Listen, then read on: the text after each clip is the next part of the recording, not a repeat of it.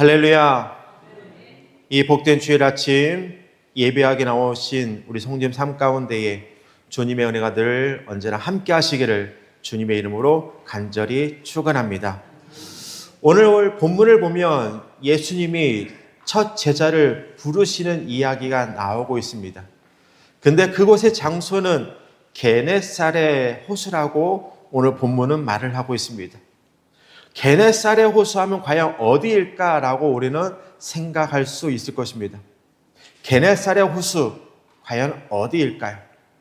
화면을 한번 보도록 할까요? 화면에 보면 이 가운데 검정 것이 호수입니다. 이 호수는 어디냐? 갈릴리 호수입니다.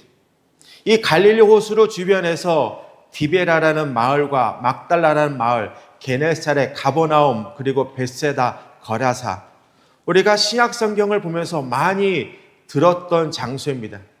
그 중에 한 곳이 어디냐? 게네사렛이라는 마을에서 있었던 사건이 오늘 본문의 사건입니다. 그래서 게네사렛 호수는 우리가 너무나 잘 알고 있는 호수, 갈릴리 호수였다라는 것입니다. 갈릴리 호수는 이 호수 주변에 있는 마을 사람들에게 매우 중요한 장소였습니다. 그 이유는 뭐냐면 이 호수에서 식수를 공급받고 이 호수에서 잡은 물고기를 시장에 팔아서 생계를 유지했기 때문에 갈릴리 호수 주변에 있는 마을 사람들에게 있어서 이 호수는 삶의 터전과 같은 곳입니다. 그래서 이 호수는 그들에게 있어서 아주 중요한 곳이었다라는 것입니다. 그런데 한적한 시골 마을에 갑자기 분주해지고 활기가 넘쳐나기 시작합니다. 조용했던 마을이 들썩이기 시작합니다. 사람들이 웅성웅성거리고 많은 사람들이 이 게네사렛 마을로 모이기 시작하는 것입니다. 왜 그랬을까요? 이 게네사렛이라는 마을에 예수님이 오신다라는 소식이 전해졌기 때문이었습니다. 이 소식을 들은 마을 사람들은 예수님이 행하셨던 기적을 보고 싶고 그리고 예수님이 선포하셨던 그 말씀을 듣고 싶어서 모이기 시작했습니다. 예수님이 게네사렛 호숫가에 있을 때 많은 사람들이 이 게네사렛 호숫가로 모이기 시작합니다. 그런데 갑자기 문제가 생깁니다. 생각하지도 못한 일들이 일어나기 시작합니다. 예수님 주변에 많은 사람들이 모이기 시작합니다. 그리고 예수님 주변을 애워싸기 시작합니다. 많은 사람들이 예수님을 둘러쌉니다. 예수님 주변에 많은 사람들이 모이다 보니까 예수님이 말씀을 증거하고 싶어도 증거할 수가 없었습니다. 그리고 예수님이 많은 기적을 보이고 싶어도 기적을 베풀 수가 없었습니다. 많은 사람들이 예수님을 둘러쌌기 때문입니다. 그래서 예수님은 호숫가에 있는 배에 오를 수밖에 없었다라는 것입니다. 그런데 게네사렛 호숫가에는 배가 두 척이 있었습니다. 예수님은 두 척의 배 중에서 시몬의 배에 오르십니다. 그리고 예수님은 시몬에게 부탁을 합니다. 육지로부터 조금 띄워달라고 부탁을 합니다. 예수님은 육지로부터 조금 떨어진 상태에서 호숫가를 바라보면서 예수님 말씀을 선포하십니다. 여기서 우리는 한 가지 의심해 볼 것이 있습니다. 호숫가에 두 척의 배가 있다라고 말씀을 드렸습니다. 그 중에 하나가 시몬의 배라라고 말씀을 드렸습니다. 하필이면 왜 예수님은 시몬의 배에 오르신 걸까요? 다른 배도 있는데 왜 하필이면 시몬의 배에 예수님은 오르신 걸까요? 성도님 생각하기에 예수님이 시몬의 배에 오른 것이 우연일까요? 아니면 하나님의 예수님의 치밀한 계획이었을까요? 오늘 그 답을 누가복음 4장 38절과 39절의 말씀에서 찾아보고자 합니다. 예수께서 일어나 회당에서 나가사 시몬의 집에 들어가시니 시몬의 장모가 중한 열병을 앓고 있는지라 사람들이 그를 위하여 예수께 구하니 예수께서 가까이 서서 열병을 꾸짖으신데 병이 떠나고 여자가 곧 일어나 그들에게 수종을 드니라. 예수님과 시몬은 처음 만난 사이가 아니었습니다. 예수님 배에 오르기 전부터 이미 시몬에 대해서 알고 있었습니다. 그래서 예수님은 이 두 척의 배 중에서 알고 있었던 시몬의 배에 오르셨다라는 것입니다. 예수님은 시몬의 배에서 육지에 있는 사람들 향해 말씀을 선포하셨습니다. 그리고 호숫가에 있는 사람들이 예수님의 말씀을 듣고 난 후에 각자의 집으로 돌아가기 시작합니다. 이제 이 호숫가에 남은 사람은 딱 2명뿐입니다. 예수님과 시몬. 그런데 갑자기 예수님이 시몬에게 이렇게 말합니다. 호숫가에서 가장 깊은 곳에 가서 그물을 내리라 라고 말씀하십니다. 오늘 본문을 보면 시몬은 예수의 말씀에 순종하게 됩니다. 5절의 말씀입니다.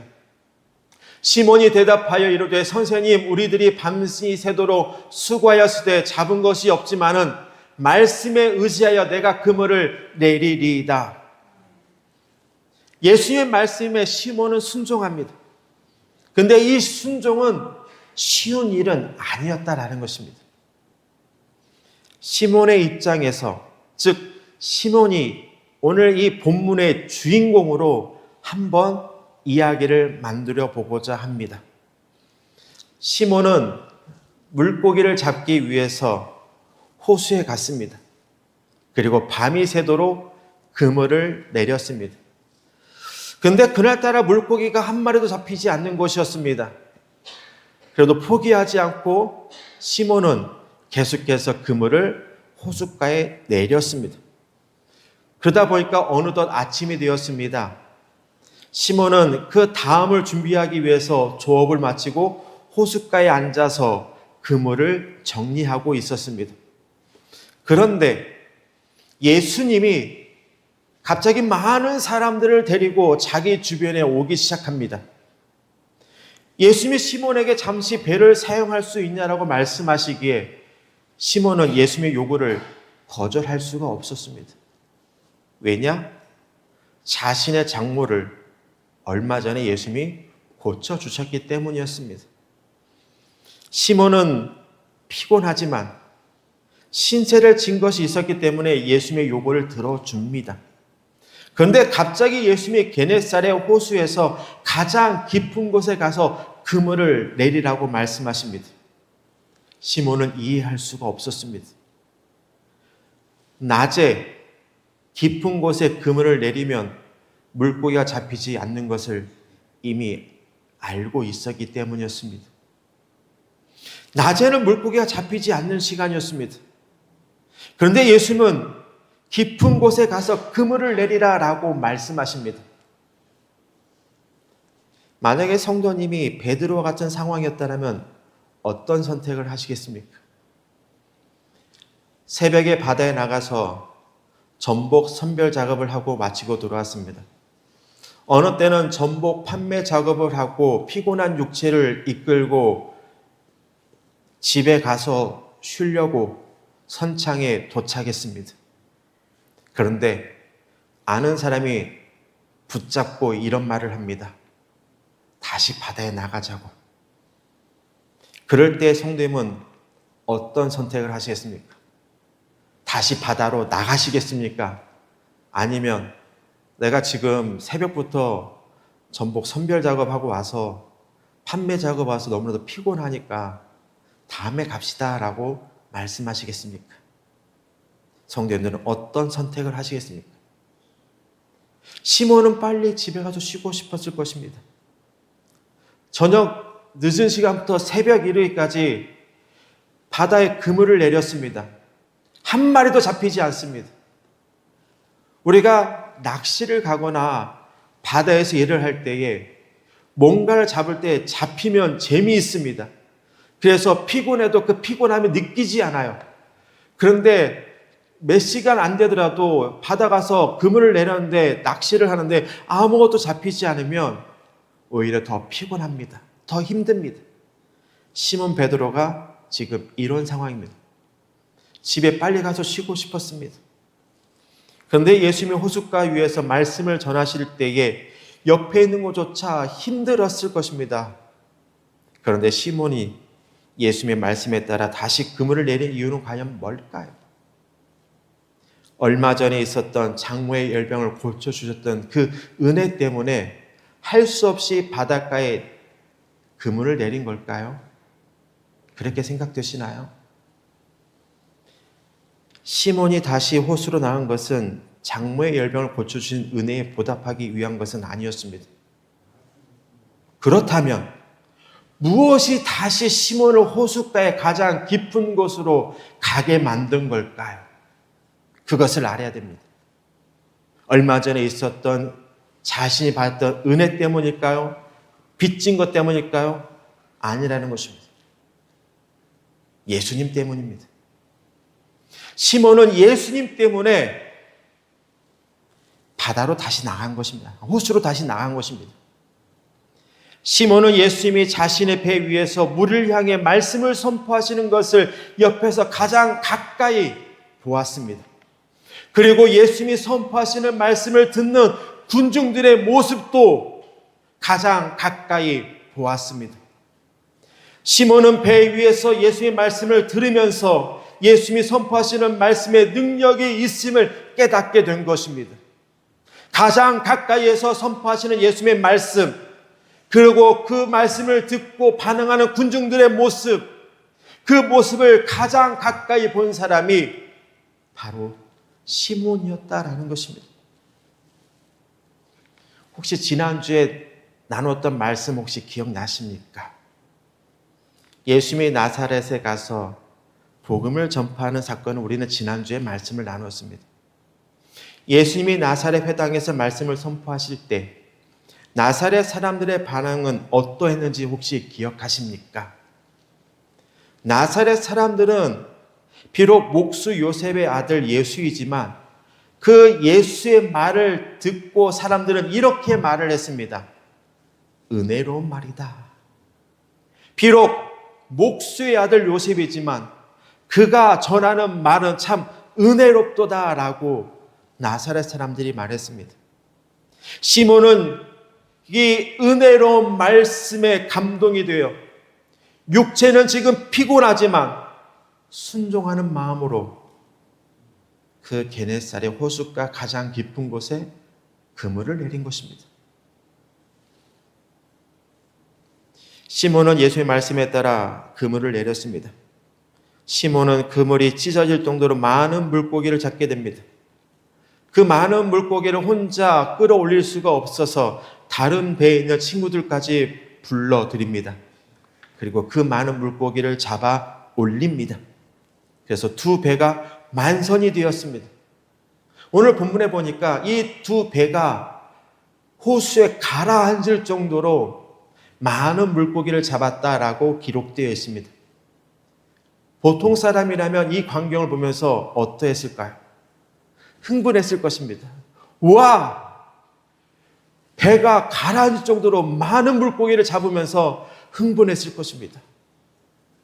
그런데 시몬은 좀 달랐습니다. 오늘 본문 8절의 말씀 한번 볼까요?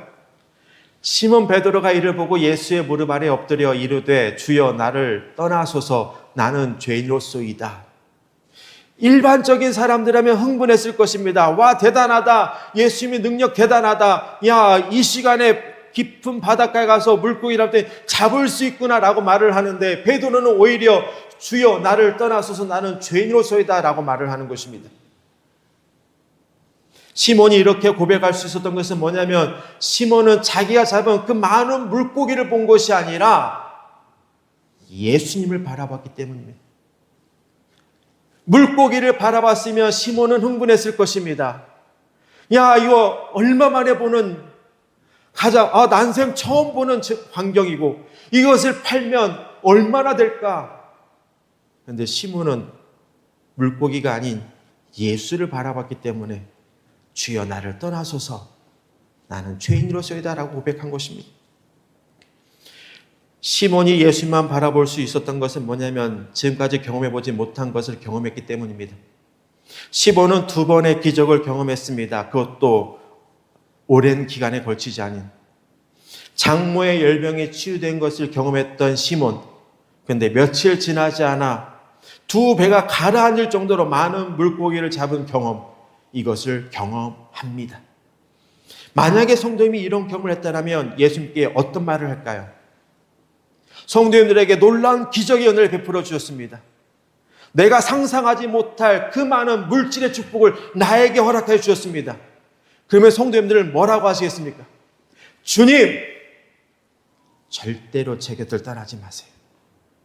나는 주님 곁에 있겠습니다 라고 말하지 않을까요?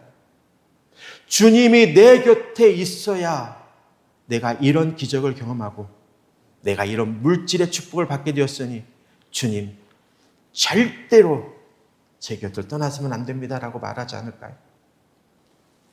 그런데 시몬은 달랐습니다. 시몬이 경험한 2번의 기적 체험이 기쁨보다 그 기적을 베푸시는 예수님의 능력이 두려웠던 것이었습니다. 장모의 열병이 치유되고 지금까지 그가 경험해보지 못했던, 상상할 수 없었던 일들을 경험한 시몬. 그래서 그는 이렇게 말한 것입니다. 주여, 나를 떠나소서, 나는 죄인으로소이다. 예수님은 자신을 죄인이라고 고백하는 시몬과 그 일행에게 무서워하지 말라, 이제후로는 내가 사람을 취하리라고 말씀하십니다. 이 말씀을 듣는 시몬과 야고보와 요한의 반응은 이렇습니다. 배를 육지에 대고 모든 것을 버려두고 예수를 따르니라. 예수님은 시몬과 야고보와 요한을 부르시고 사람을 낚는 어부가 되게 하시겠다라는 사명을 주셨습니다. 시몬과 야고보와 요한은 이 사명을 받은 것을 받고 모든 것을 버려두고 예수님을 따르게 됩니다. 여기서 예수님을 따랐다는 것은 뭐냐면 가장 소중한 것을 여겼던 것, 그리고 가장 가치 있다고 생각했던 것, 그리고 자신의 생명줄에 여겼던 것을 포기할 수 있었다라는 것입니다. 그것을 포기하는 것이 예수님을 따랐다라는 것입니다. 시몬과 야고보, 요한에게 있어서 배는 가장 소중한 것입니다. 생계를 유지할 수 있는 것이고 그리고 그들의 전 재산인 것입니다. 그런데 그것을 버려두고 떠났다라는 것입니다. 여기서 우리는 한 가지 다시 생각해 볼 것이 있습니다. 예수님은 게네사렛 호숫가에 있던 2척의 배 중에서 왜 시몬의 배에 오르신 걸까? 다시 한번 이 질문을 해볼 필요가 있습니다. 왜 하필이면 시몬일까? 구면이기 때문에? 예레미야 1장 4절의 말씀, 내가 너를 모태에 짓기 전에 너를 알았고 내가 배에 나오기 전에 너를 성별하였고 너를 여러 나라의 선지자로 세운노라.